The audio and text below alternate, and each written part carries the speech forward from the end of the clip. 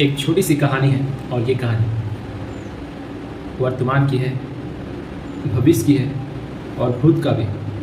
बीता हुआ जो भूत है, वर्तमान जो चल रहा है और भविष्य आने को है।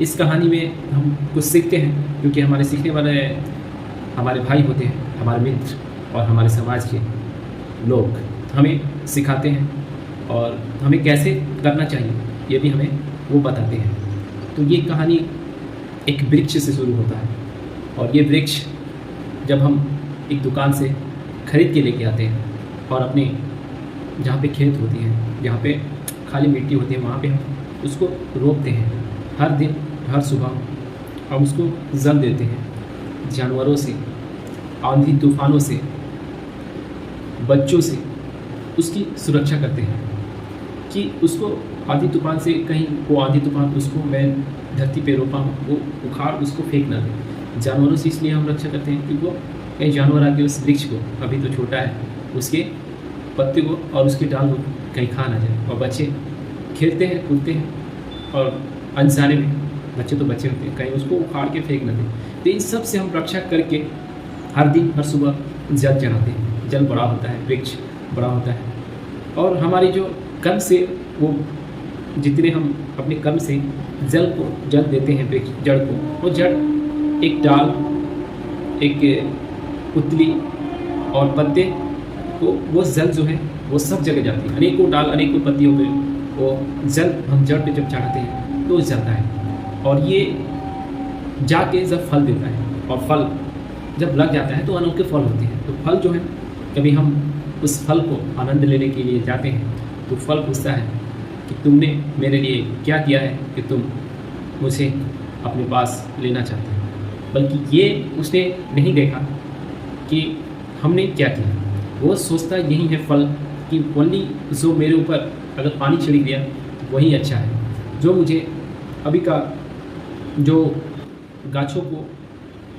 वृक्षों को दवा मारा जाता है, वो मार देने से वो सोचता है कि इसने मेरे लिए ही किया है। और जो छोटा वृक्ष से आज इतना बड़ा वृक्ष किया, डाल मजबूत हुई, पत्तियाँ मजबूत हुई, तब जाके फल आया और फल पूछता है कि तुमने क्या किया। अपने लाभ छोड़ के, अपनी सुविधा छोड़ के उस वृक्ष के लिए अपना, उससे एक उम्र होता है, चाहे जवानी का हो या फिर चिमवारी उम्र हो, वो सब उम्र उस वृक्ष पे लगा दिया और फल पूछता है कि तुमने क्या किया। ठीक इसी प्रकार हमारे घर में भैया होते हैं, जब हम अपनी एक जवानी का उम्र में हम काम करके सबको खुशहाल रखने के लिए अपनी लाभ छोड़ देते हैं और उनको खुश करने के लिए सब कुछ दे देते हैं। जब हमारा समय आता है और हम कुछ कहते हैं तो वो कहते हैं कि तुमने क्या किया। तो बहुत ऐसा दुख होता है, बहुत पीड़ा मिलती है।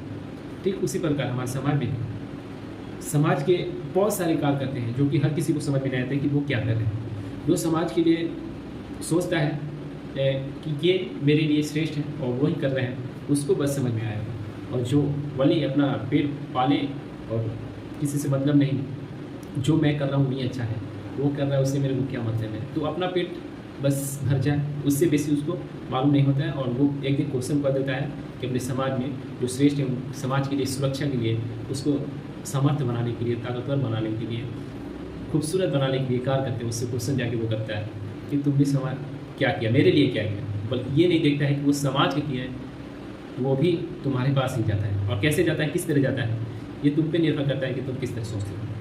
तो ये इम्पोर्टेंट है और ऐसे लोगों को पीड़ा नहीं देनी चाहिए, उनका सम्मान देना चाहिए, क्योंकि ऐसे लोग सम्मान मांगते हैं, कोई धन वस्तु नहीं मांगते हैं। तो भाइयों को भी ऐसे समझना चाहिए कि मेरा भाई बड़ हो या छोटा, अगर वो किया है और फिर भी तुम कहो कि तुमने क्या किया, तो बहुत दुख होता है और ऐसा करना नहीं चाहिए। जय अशोक सम्राट।